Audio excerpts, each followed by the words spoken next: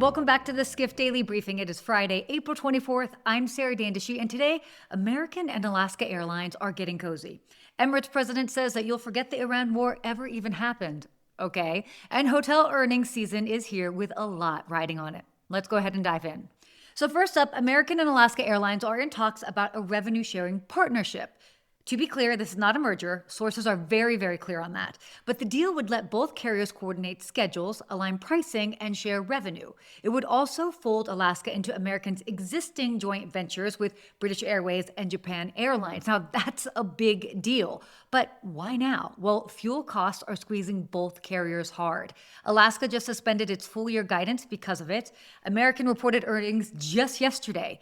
There's also a huge strategic angle. American has been locked out of the West Coast, where Delta, United, and Southwest dominate. And Alaska, well, they solved that.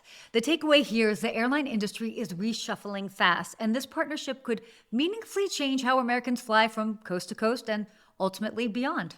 Our second story, Emirates President Sir Tim Clark said this week that once the Iran war ends, people will forget it ever even happened. His words, people have short-term memories. Well, I don't disagree with that, but historically, he's not wrong. Clark has steered Emirates through 9/11, the financial crisis, COVID, and multiple Middle East conflicts. Dubai has bounced back every single time, but the caveat here is a very big one. The war has to end. Right now, Gulf carriers are dealing with depressed capacity and travelers actively rerouting to avoid the region entirely. Clark isn't flinching, though. No strategy changes, no pulling back. Emirates is even using the downtime to accelerate its fleet retrofit.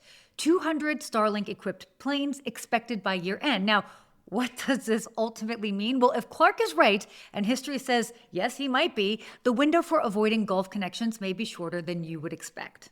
And our final topic, hotel earnings kick off this week, and the headline is actually good. U.S. hotels are expected to report their best quarter in a year, with revenue per available room up 3.6% in Q1.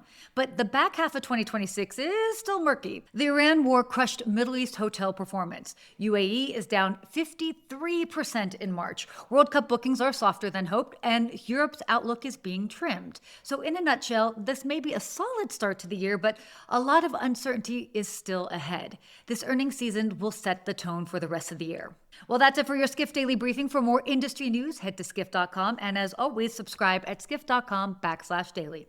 Thanks so much for listening.